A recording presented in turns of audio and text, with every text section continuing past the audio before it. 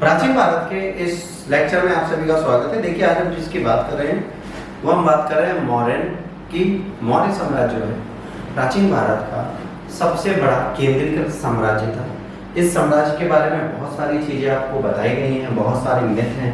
कुछ लोगों ने इसको इतिहास में स्वर्णिम अक्षरों से लिखा हुआ राजवंश माना हुआ है। कुछ लोग कहते हैं भाई ये राजवंश जो है वास्तविकता में उतना बड़ा नहीं था जितना होना चाहिए, और यूपीएससी के इतिहास में ये बहुत बड़ा राजवंश माना जाता है। और इसकी अगर आपको टेरिटरीज देखनी है तो देखिए मिडिल ईस्ट से स्टार्ट होता था और ये पूरा पाकिस्तान, फिर गुजरात पकड़ता हुआ इंडिया के इस एरिया से होता हुआ सारा म्यांमार, भूटान, सिक्किम और तिब्बत और ये सब जोड़ते हुए इतनी बड़ी टेरिटरीज इन्होंने बना रखी है। इसके जो आर्किटेक्चर हैं, जो इसके निर्माता हैं, वो एक हैं चंद्रगुप्त मौर्य और दूसरे हैं अशोक। इन दोनों को सबसे बड़ा राज्यकर्ता माना जाता है। अगर देखिए ये सारा एरिया इनके पास था, तो भाई देश में बहुत बड़ी टेरिटरीज तो इन्होंने पहले से जीत रखी थी और एक प्रॉपर इतिहास भी चला रहे थे। तो मौर्यों के बारे में पढ़ने से पहले अपने आईएएस के बारे में बात करते हैं। देखिए, अगर आप यूपीएससी की प्रिपरेशन कर रहे हैं, बहुत ज़्यादा गंभीर हैं, बहुत ज़्यादा सीरियस हैं, तो आईएएस बनना आपके लिए संभव है। ये बिल्कुल टफ नहीं है। इसके लिए आपको क्या करना है, आईएएस बनने के लिए सिर्फ आपको एक राइट मेंटोर की जरूरत है, राइट टीचर की जरूरत है। हम बहुत ज़्यादा कंफ्यूजन में रहते हैं कि हमारी लाइफ में कौन सा राइट टीचर आएगा, कौन सा राइट मेंटोर आएगा। तो यही वक्त है जब आपको राइट टीचर, राइट मेंटोर मिल जाए। मौर्यों के सोर्सेस की बात करेंगे तो सबसे पहले अर्थशास्त्र की कौटिल्य आती है, जिसको बेटा कौटिल्य की अर्थशास्त्र आती है, जिसमें चाणक्य, विष्णुगुप्त या कौटिल्य ने लिखा है। इसमें एडमिनिस्ट्रेशन के बारे में बहुत सारी बातें ये बताते हैं। ठीक है, चाणक्य जो थे निर्माता भी थे, तो ये बहुत इंपॉर्टेंस रखते हैं। इंडिका मेगास्थनीज ने लिखी है, जो बहुत इंपॉर्टेंट बुक है। ठीक है, ये मेगास्थनीज ने लिखी थी जो चंद्रगुप्त मौर्य के कोर्ट में आए थे। मुद्राराचक विशाख दत्त ने लिखी है, जिसमें बहुत अच्छा ड्रामा है, बहुत अच्छी कहानी है, जिसमें लिखा है कैसे चाणक्य ने चंद्रगुप्त की सहायता से पूरे के पूरे नंदवंश को समाप्त कर दिया।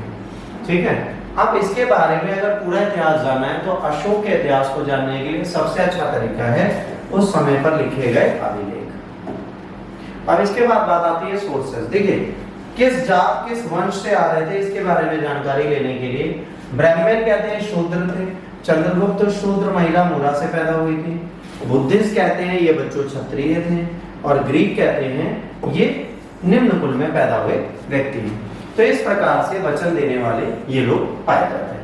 अब चंद्रगुप्त मौर्य की बात करेंगे तो चंद्रगुप्त मौर्य के बारे में आपको पहले याद रखना है कि इन्होंने धनानंद को हराया। दूसरे याद करना है, इनको सेंड्रोकोटस बोला जाता था। इसके बाद आपको याद रखना है इन्होंने सेल्यूकस निकेटर के साथ युद्ध किया, जिसके बारे में कौन हरा कौन जीता हमें नहीं पता, परंतु इनको 500 हाथियों के बदले क्या क्या मिल गया था। इनको ईस्टर्न अफगानिस्तान, बलूचिस्तान और वेस्ट ऑफ इंडस एरिया मिल गया था और मेगास्थनीज को इनके दरबार में भेज दिया गया था। प्लूटार्क में लिखा है चंद्रगुप्त मौर्य ने 6 लाख की सेना को लेकर पूरे भारत को रौंद दिया। सैगोरा प्लेट इंस्क्रिप्शन, महास्थान इंस्क्रिप्शन, इनके बारे में बहुत चीजें बताते हैं और बताते हैं इनके टाइम पर एक बहुत बड़ा दुर्भिक्ष आया था। 12 साल के उस अकाल के बाद ये भद्रबाहु के साथ संलेखन करने सभाभेद बोला जाएगा। जैन रिलीजन के बारे में हम इससे पहले लेक्चर रिकॉर्ड कर चुके हैं, तो उसमें आपको संलेखन देखने को मिल जाएगा और ये भद्रबाहु और स्थूलभद्र की पूरी कहानी मिल जाएगी और आपको ये पता चल जाएगा किस तरह श्वेतांबर दिगंबर आए। तो इस इतिहास को आप वहां से पढ़ सकते हैं। इसके बाद इनके पुत्र के नाम पर गद्दी कर ये चले गए थे। तो इनके जो बेटा थे, जो इनके बेटे थे, वो अमित्रोकेटस कहलाते हैं। बिंदुसार को अमित्रोकेटस भी बोला जाता है। एंटियोकस सीरिया के शासक होते हैं, जिसे वे स्वीट वाइन, ड्राई फिग और सॉफिस्ट मानते हैं। स्वीट वाइन का मतलब होता है मीठी मदिरा, ड्राई फिग का मतलब होता है सूखी अंजीर, सॉफिस्ट का मतलब होता है दार्शनिक। तो सॉफिस्ट को छोड़कर बाकी चीजें भेज देते हैं। बिंदुसार जो होते हैं वो 2 समुद्रों के बीच के क्षेत्र को कंकर कर लेते हैं। तो कहा जाता है सिर्फ कलिंगा जो था वो बचा था, मॉडर्न उड़ीसा बाकी सब ये कैप्चर कर चुके थे। अब इसके बाद आते हैं बेटा हमारे अशोक। अशोक के बारे में 1837 में जेम्स प्रिंसेप ने पहली बार पढ़ा था ब्राह्मी को।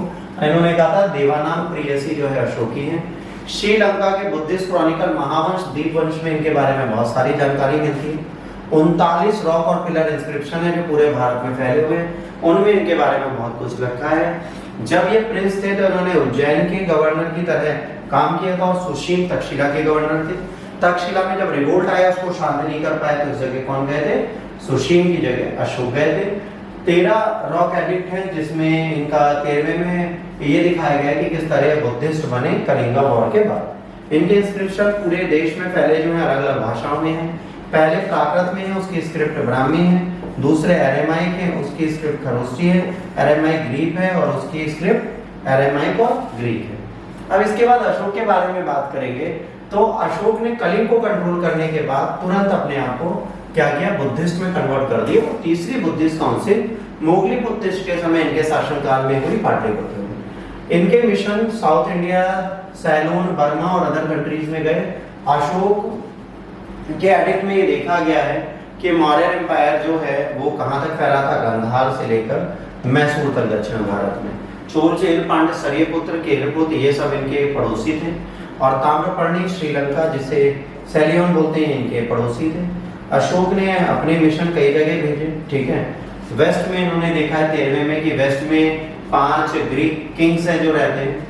फ्रेंडली रिलेशन इनका साइलोन के साथ था, तो यहाँ पर इन्होंने संमित्रा और महेंद्र को भेजा था मिशन के साथ। देखिए इसके बाद हम एडमिनिस्ट्रेशन की बात करेंगे, पर एडमिनिस्ट्रेशन अगले लेक्चर में बात करेंगे क्योंकि इसको बहुत डिटेल में समझना है। क्योंकि जो चाणक्य ने एडमिनिस्ट्रेशन प्रोसेस बनाया था वो बहुत अच्छा था, तो इसके बाद हम अगले लेक्चर में करेंगे। तब तक के लिए वेट करिए।